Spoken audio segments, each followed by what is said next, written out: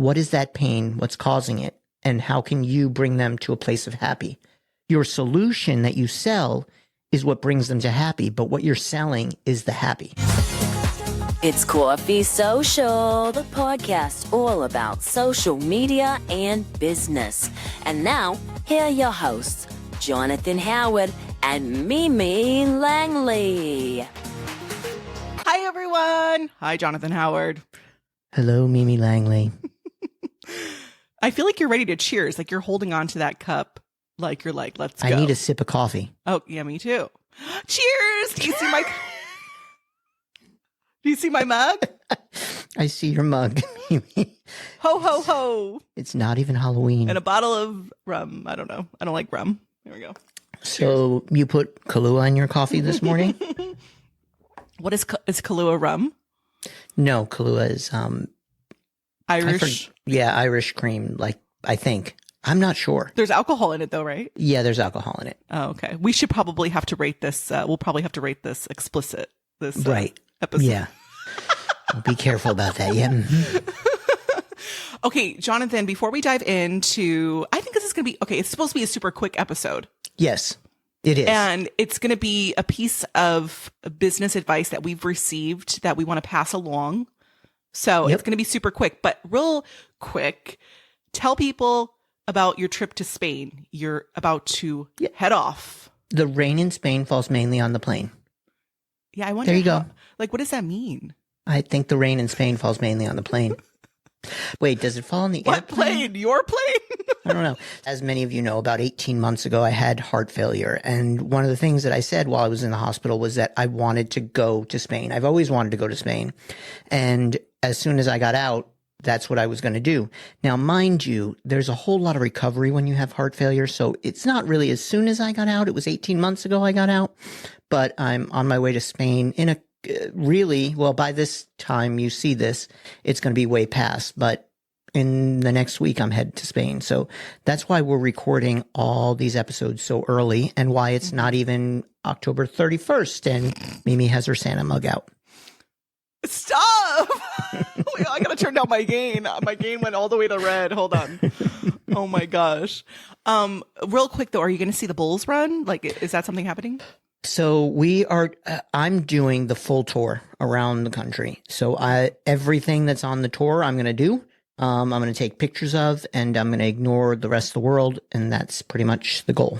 That just sounds like a piece of heaven. So enjoy your moment. Enjoy this moment. Not a lot of people get this opportunity. So I love this for you. Okay. Love it. We'll see how it goes. We're only at 3 minutes.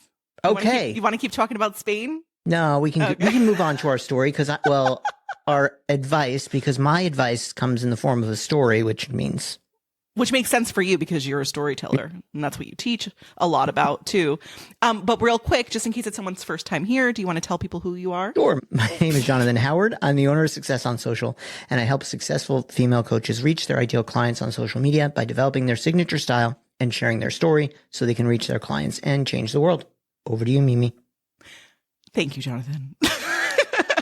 I'm Mimi Langley. I teach women in business how to host rooms, how to moderate on a thing called social audio, which I like to call audio marketing. And it's really a great way to gain visibility, make some sales, grow your email list. So that's what I teach and preach about. Yes, we did it, Jonathan. Yes, we got through intros.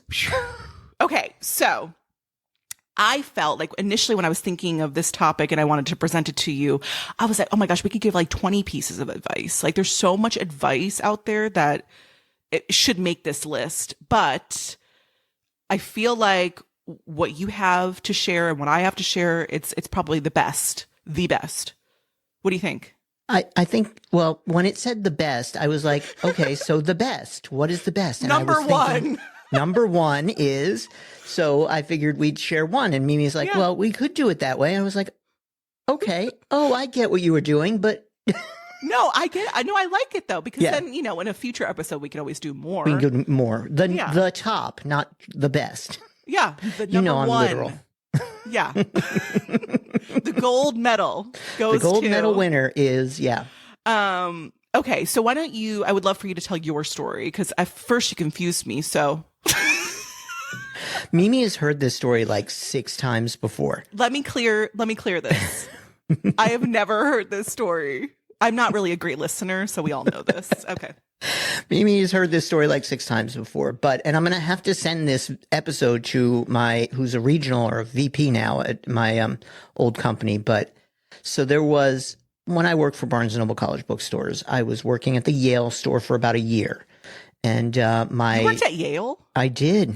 Oh my gosh, that's like elite right there. It was. I did some time at Harvard too. But Yale, I was officially there as I was their trade book manager, which is their general book department. It has a large general book department. And Neil LeBeau was my store manager at the time. And I remember him, we were going through some stuff, getting ready for the holidays and all that. And, he walked past me and he goes, "Remember, we don't sell mattresses. We sell a good night's sleep." And I was so confused. I was like, "What? I sell books. Like, what are you talking about?" I was so confused. I probably forgot about this for months until we had a really positive customer experience with somebody. And he came up to me and said, "See, we don't sell mattresses. We sell a good night's sleep." At which point I finally got what he was saying, which is you don't sell the product. You sell the experience. What are they going to get from the experience? A good night's sleep is much easier to market than a mattress because everybody knows what it feels like to get a good night's sleep, but nobody knows what the specifics of a mattress actually are in order for you to get that good night's sleep. So for me, it was an eye-opening moment where it's about how the customer feels after the service, after they receive the product, after they are told the story. It's all about how that person feels. Mm-hmm. And you want them to have a positive feeling. It's actually where I got my from darkness to light, because they're in pain and you want to bring them to the light where they're happy. So that was probably one of the most impactful pieces of advice. And it was totally just, I think he knew what he was, I think he thought I knew what he was saying. Wow. Okay. So now I'm thinking, so would you also say like this, it's kind of a solution too, because people want the good night's sleep. Mm-hmm. So you're creating an experience and then you kind of are also saying and the solution out loud. Yeah, the solution out loud. That's what you're getting out of this. So yeah, it's focusing on the end, mm-hmm. not the product. It's the end. What are they looking for? They want a good night's sleep. You give them a good night's sleep. But it's all about the emotion.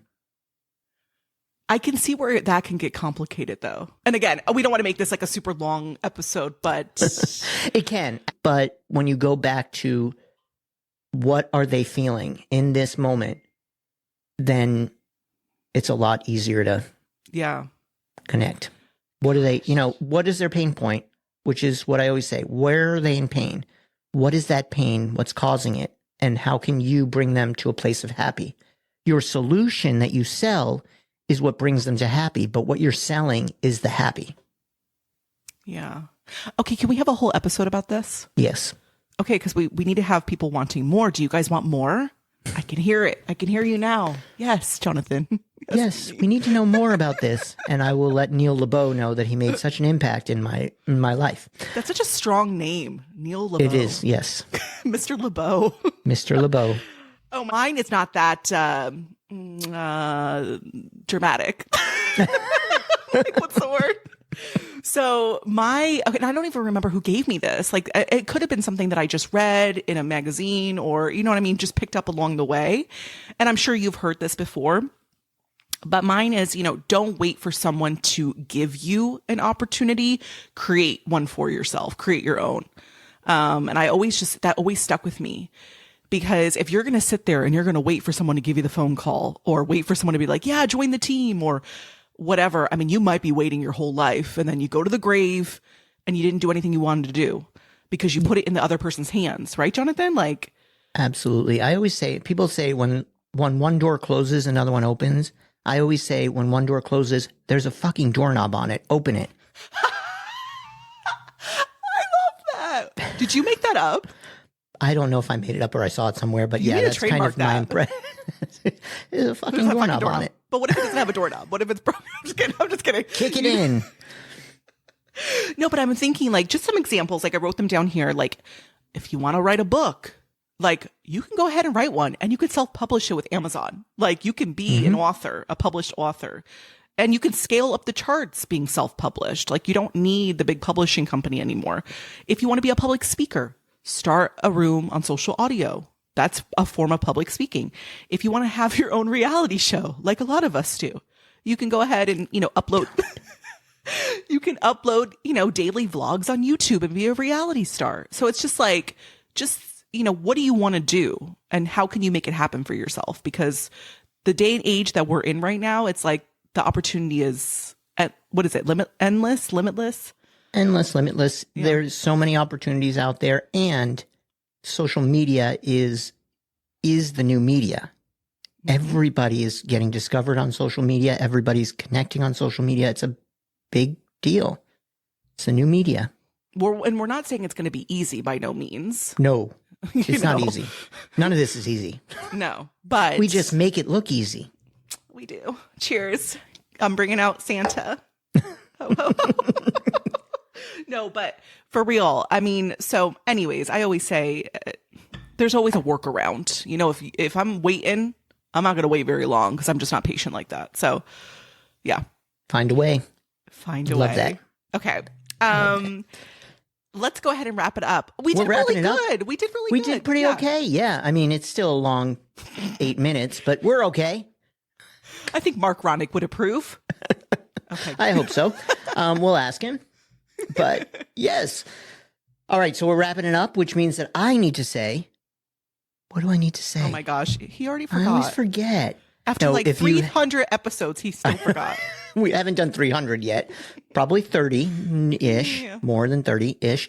But yes, if you haven't already, run over to your favorite platform where you listen to all your podcasts and make sure that you download and listen to every single one of our podcasts because they're fun, enjoyable, and informative. And then after you do that, go write us a review. Mimi loves 5 stars. All 5 of them, not even 4.5, 5, please. And write us a review if you like what you're getting, because those little comments, those reviews, they help us actually get the podcast out to more people, which is what we want to do. And hey, do me a favor, recommend it to one friend. And over to you, Mimi. I love that. And by the way, when you are writing a review, it doesn't have to be like a paragraph. Like we're not grading you. You can even just write great podcast. Like, you know what I mean? It can be super simple. Okay, so we always end it with the most important question of them all. And I'm curious.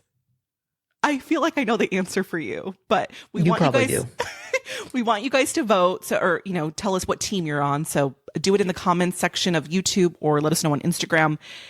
Are you team advice seeker or team advice avoider? Ooh. I am an advice seeker. Oh, I heard the ending of that. You had a little hesitation. Say I'm also an advice giver. Okay, but you're not an advice avoider. No, I'm not an advice avoider. Okay. Might as well take the advice of others. They've been through it before. Right. I think, too, it depends on the scenario. I don't know. Sometimes I'm hesitant to get advice because I don't want it to, take me off of, you know what I'm saying? Like, it could be too much sometimes. And don't take advice from somebody that you wouldn't ever, want their job or anything. That'd be dumb. Or their life. Wait, what? What are you, Mimi? For the most part, I'm an advice seeker. Yeah. I do like for the most part. For the most part. All right. All right. Well, thank you guys so much for tuning in, and we will see you in the next episode. Bye, everyone. Bye, Jonathan Howard. Bye, Mimi Langley. I can see